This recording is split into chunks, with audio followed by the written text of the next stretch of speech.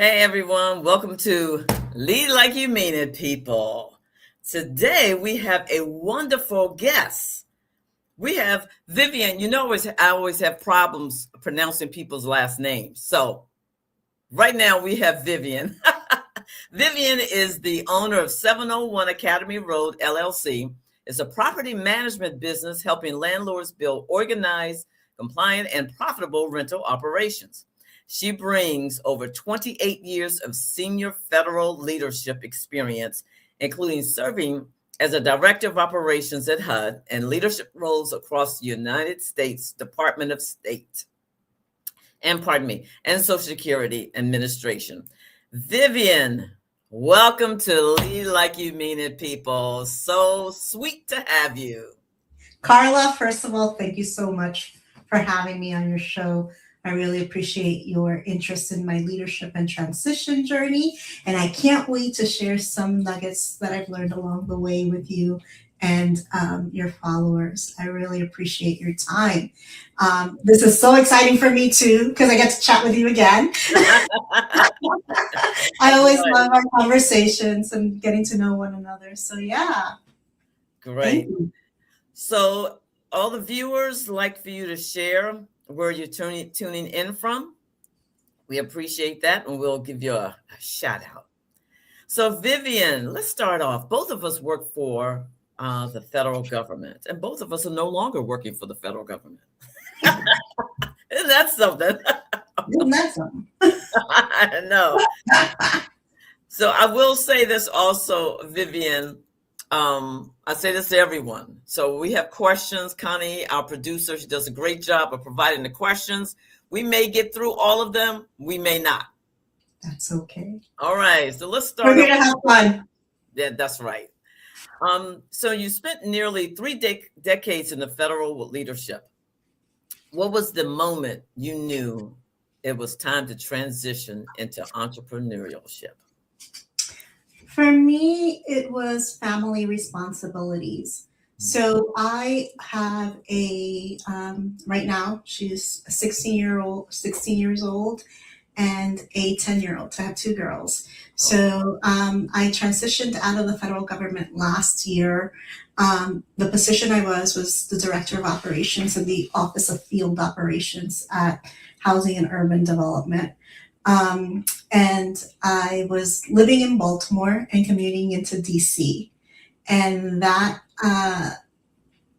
when the changes in the administration happened and the call to bring everybody back into the office, was a decisive point for me and my family. And it took a lot of prayer and a lot of conversation. And I was there talking to my dad, who was like 87 at the time, 88. And I was like, Dad, I don't know, there's this opportunity for me to step away from this and just start something new. And he was like, I left the Dominican Republic in 1964 with $125 in my pocket. And I started a brand new life again. I had 5 kids and a wife. You can start again. Oh, wow. And that for me was like the kick in the pants that I needed to make my final decision. And it's been a great transition for me and my family. I purchased back in 2019, I had purchased a multi-unit property. We had returned back from an overseas deployment. I was working for the State Department. And actually my employer was the Social Security Administration, but I got paid by the State Department. I was on what was called a limited non-promotional assignment. Okay. And I was the regional federal benefit officer for all of Central and South America and the Caribbean. And that started in 2013 and it ended in 2019. And when I returned back to the United States, I separated from my husband. I moved from a job that I wasn't really excited to leave into a position in an office that was in a lot of flux at the Social Security Administration. And I also needed to figure out where was I going to live, girl. Yeah. So I was talking to my family about, opportunity. We moved into an apartment because that was what we needed to do once we returned to the U.S. Quickly. That's what we could do quickly. And so I was talking to my cousin, and I was like, I'm thinking about purchasing a house. And she's like, you better not buy a single family home. I was like, what do you mean? And she's like, you're a single mom. You have 2 kids, and you need to be able to think about different income streams. Okay. And she goes, consider a duplex where you live in one and you rent out the other. And so I listened to her, and I started doing my research. She owns 10 doors, and she's, an advocate for women to become empowered in the real estate industry. And I started doing my research, and I'm like, okay, I found this house. And I called her. I was like, what do I do now? And she goes, go see it. And I'm like, okay. So I went to see it, and I'm like, okay. And I called my real estate agent, and he's like, I can't go out to see that house with you today. He's like, I'm doing something else, but I can go out and look at a house with you maybe on Monday. So I went out, I looked at it on my own, and it was funny because I was thinking my real estate agent at the time was like probably tired of me looking at houses, and now she's going on this thing, and she's going to go look at a multifamily. It's like out of the normal because you were looking at all these single family homes. And so I went and I looked at it, and I'm like, okay, this is doable. It had 2 structures. One had 3 bedrooms, 3 units, 3 apartments. And then one was a single home on its own. And I'm like, okay, this might be too much.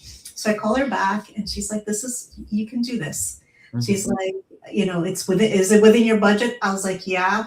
And I'm like, so she goes, the next thing you have to do is bid on it. How do I do that? She's like, call your real estate agent. And who was this person again? My cousin. Wow. So she was very knowledgeable. Okay. She's very knowledgeable.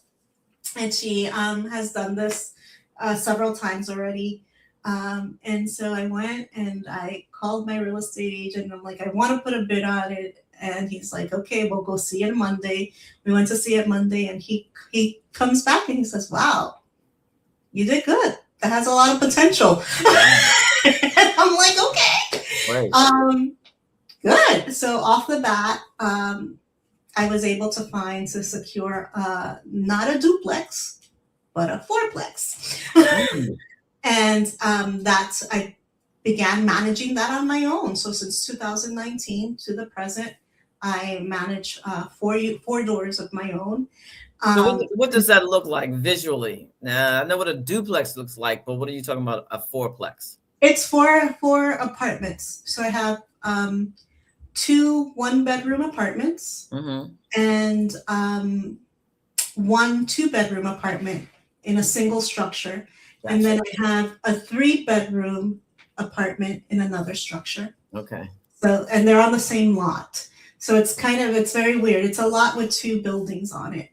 But there are lots that have 4 apartments in them.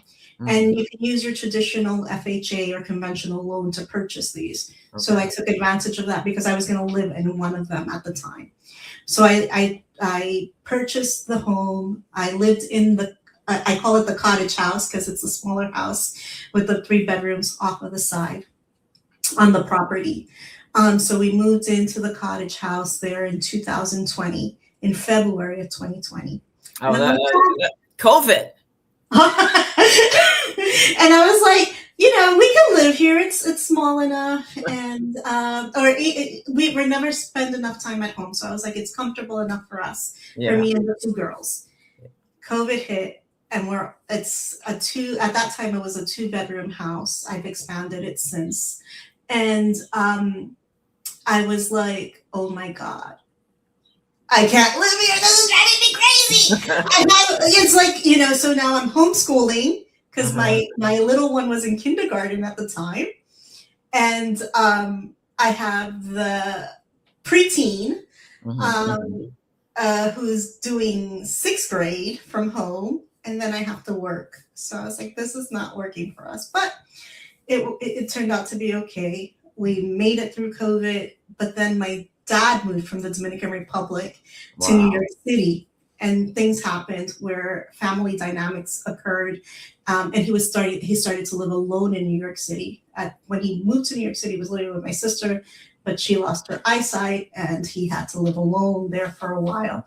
Wow. And my family was like, he's here by himself. We need, I'm one of six siblings, but my siblings were like, he's more comfortable living with you. I was like, I don't have any space for him to live with us. So I always say God intervenes in the way that he does, and he makes a way where there is no way. And one tenant moved out in the house, the building that had the 3 units. And when the one tenant moved out, a tenant who was living in a 1-bedroom apartment said, "Oh, I want to move to the apartment that has the 2 bedrooms." Uh-huh. So I've had a tenant who has been living in the building prior to me purchasing it, and she still loves. She rented the 2-bedroom unit. She loves it, but it gave me the opportunity to bring my dad to live with us here in Baltimore. Well, And Vivian, this reminds me of, well, first of all, it reminds me of so many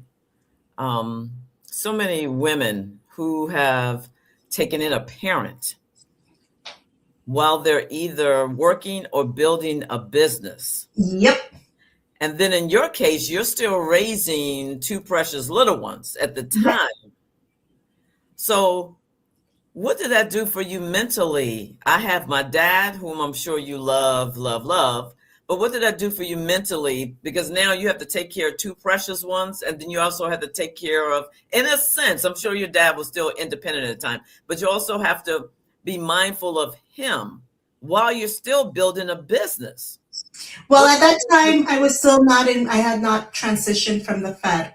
So okay. I was still commuting to DC. And again, what it did mentally to me was, hey, Vivian, it's time to pivot and find something where you can be present for your family and also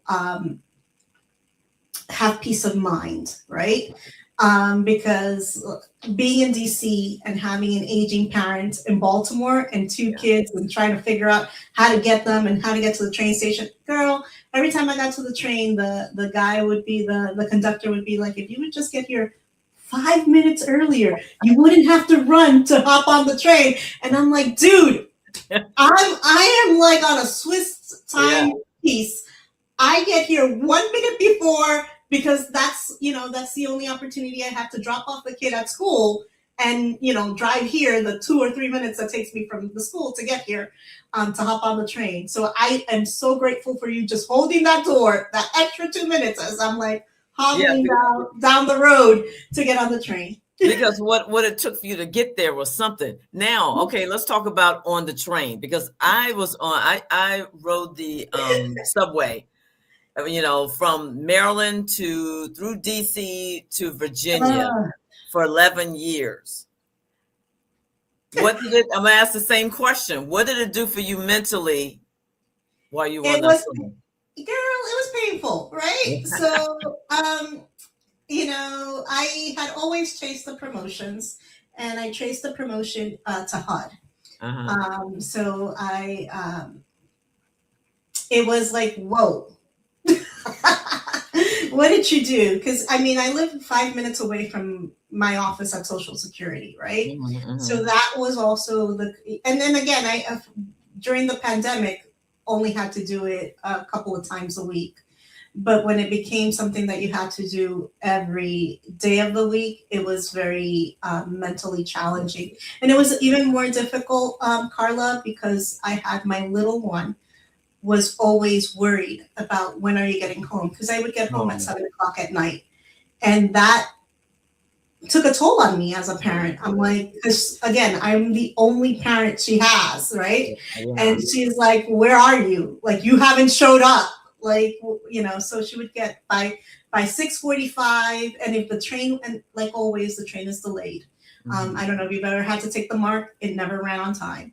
And that would just, send her into a panic, like, where are you? And and even her grades and her behavior at school when I did that transition to work at HUD changed, right? Okay. So I would always get called by school and things like that. After I moved into entrepreneurship and started doing something else where I was more present, because my work hours are from 10 to 3. Okay. So I really made sure that whatever appointments, whatever needs to be done can be done within the window that she's at school. And I feel like her school work she's even matured. So it's been a really good thing for my family and for my dad as well. He feels like he's not stressing out as to when are you good? Because I was the other one. When are you coming home? Yeah. Who was always worried. So I get to be here during the mornings. We have a routine, drink coffee, find out what's going on with his day, and then go from there. Yeah. You're present. I get that. Yeah. I want to talk about that pivot that you talked about earlier, as far as leaving the federal government. Along with, how did you navigate with giving up a leadership position? Not just with the federal government, but just, it's something that you mentioned about also, that you chase the promotions. I get that. I don't know what it is, but I get that. It's like you offered it to me, boom, I'm there. Yeah. But what did it do for you mentally, as far as the pivot that you mentioned, in order to say, I need to let it go and I need to take care of priorities, another priority in life? Yeah, another priority that it was a very difficult time because I saw other people around me struggling with it as well. So remember that time when I left government, it wasn't just like when you left, it was retirement. I left when there was that mass exodus and there was a lot of confusion and a lot of just heartbreak, right? Mm-hmm. Through the process. For me, it was a little bit different because I've always, for the last couple of years when I purchased my multi-unit, I had been preparing to exit. I just thought I had more time for that exit. Yeah. It wasn't going to be so soon. So I was mentally prepared already for the pivot. But it was interesting because I had to go through that moment of mourning. That loss. And I was talking to someone about how do you mourn the loss? And she's a coach. And she was telling me, well, you can write things down and just burn it. Like that is a chapter in your life. I'm like, I'm not crazy about burning stuff. But I did spend a lot of time journaling and saying goodbye to that person that I was and reminding myself that it is going to be okay. And every year I have a word of the year that I pick. Or in 2025, I use Jehovah Jireh. Mm-hmm. God will provide. Wherever he leads, he will provide. And I held myself to that. Wow. The year before that was I'm enough, because I was splitting myself in 20 different ways. Yeah. And I needed, but that year for me, my word, and it was even before I decided to retire, it was God, wherever God leads, he will provide. Mm-hmm. And so I held on to that faith. And that's what helped me mentally with this transition. But it's scary. And I transitioned before, right? So I transitioned from one agency to another. I transitioned from one country to another. Yeah. I moved to Costa Rica. I didn't know anything about Costa Rica or the people. And I didn't know anything about the job I was taking either. But wait a minute, there are federal jobs in Costa Rica. I must have missed that. So I was working for the Social Security Administration. I was a regional federal benefit officer for Central, South America, and the Caribbean. And I was stationed out of the U.S. Embassy in San Jose. Okay. And that's where my office was. And I managed 3 offices from there. So I managed San Jose, the Federal Benefit Unit office that was in Buenos Aires, Argentina, as well as the one in Santo Domingo, Dominican Republic, which is the country where my parents were born. And from there, we managed all of about 40 countries and U.S. citizens who received federal benefits, not only from the U.S. Social Security Administration, but as well from the Railroad Retirement Board, OPM. We had Medicaid and Medicare services. And we also had the Department of Labor. Their workmen's compensation program fell under our umbrella. And it was funny because when I moved into the job, I didn't realize that the largest OPM recipients outside of the United States were in Panama. Wow. As a result, because the Panama Canal was owned by the United States, and the people who worked there were U.S. employees. So it was like, so not only did I have to learn a lot about Social Security, I also had to learn a lot about the OPM retirement system, as well as the workmen's compensation system to provide adequate support. Wow. Okay. We've got a few more minutes. I want to talk about, our producer Connie always talks about a mompreneur. Yes. So if you could share from a leadership perspective, what does a mompreneur look like to you? A mompreneur looks like a person who prioritizes their family before their enterprise, right? At least that's what it's been for me. And like I told you, my time frames for work are very specific. 10 to 3 during the weekdays. I try not to schedule any showings, viewing, any work-related things over the weekend, because that time is for whatever 101 activities the children have. And they have a lot. But for me, it's really finding balance between being able to live your goal, your life goals, and pursue your ambitions, as well as being able to be present for your family. Presence for me, I think, has taken the #1 priority, and I think my family values it. Okay, all right. What is the biggest lesson that you have learned with owning multi-properties? The biggest is that I can do it. All right. Yeah, the biggest lesson that I've learned is that, I won't lie, this stuff is scary. And for women, it's even scarier, because it's like, I don't know how to change. When I started, girl, I didn't know how to change a lock. What happens is if a window breaks, or this or that, right? Or whatever, if something else breaks, right? Like plumbing, girl, I've had plumbing issues from day one. And just different little things that you don't know, but reminding myself that I don't know yet. That I don't know. The yet has been a very important factor of this journey. And surrounding myself with people who can help me. So I belong to a landlord community where we support one another. And one of our goals is to make sure that we do landlording the right way, right? That it's, because every time you think of landlords, you think of slumlords sometimes, I feel.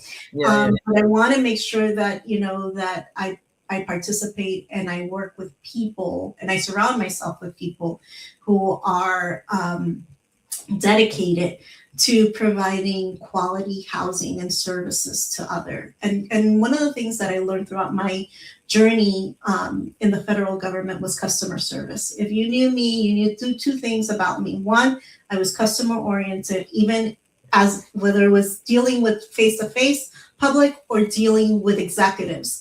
My thing was figuring out what the customer needs and how to provide service to that customer effectively, efficiently, and being able to meet and negotiating successfully. And I bring those attributes into what we do in the landlording world. Most of the customers that I've worked with who take on my property management business have been people that I've met through that community. And and if you look at my platform information like Facebook or things like that, you'll see that a lot of it is in Spanish because my mission is to educate and help Spanish speaking landlords.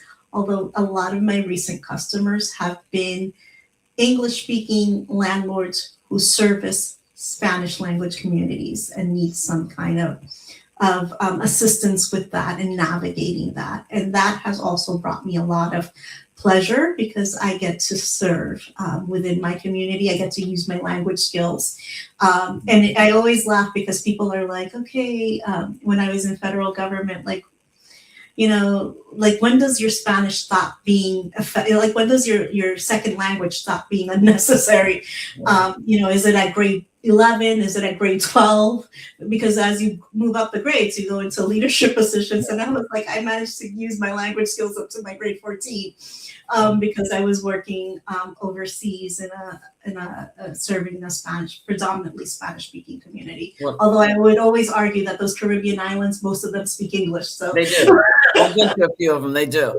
So to close this out, Vivian, say something to your audience about being an entrepreneur who's a mom and who's also supporting their dad. You've got I'll give you about a minute and let them hear it in Spanish. I'm going to go on mute. No te pongas en mute. Para mí ha sido un placer, de verdad, una vocación para poder ayudar a la comunidad latina, para poder darle servicio, para poder estar presente para mi familia. Es difícil algunas veces poder navegar este mundo como mamá soltera, como trabajadora, pero siempre salimos adelante, siempre hay oportunidades a las cuales hay que tomarla. Y como hay un refrán que dice, Anita, no te rajes, no importa los problemas que vengan, no nos podemos rajar, tenemos que seguir adelante.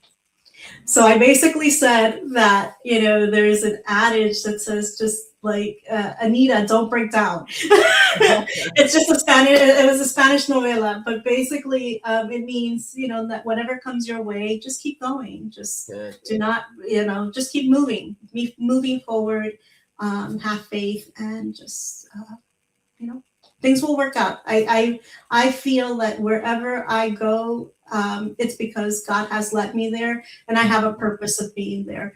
And this journey into entrepreneurship has been the same concept. It is something that I prepared for because it didn't come out of the sky, right? It was things that I've been learning, and now that I help others with gain some information and knowledge from my own experiences, and also encouraging because sometimes it's really hard, particularly for women, to get into the space, but it's possible. And the beautiful thing is that there's a huge community of women who support other women in real estate and in landlording. So that's what we're here for. All right. Well, Vivian, it's been a pleasure.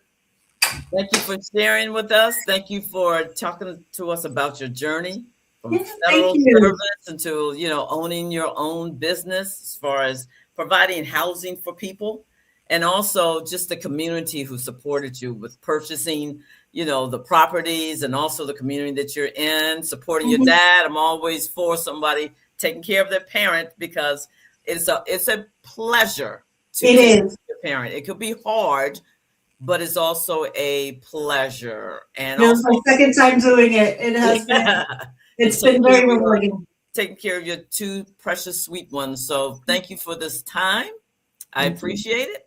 And ladies and gentlemen, again, we say thank you to Vivian. Hey, Vivian, we got like 30 seconds. Yeah. Tell me how to pronounce your last name. This is the craziest name.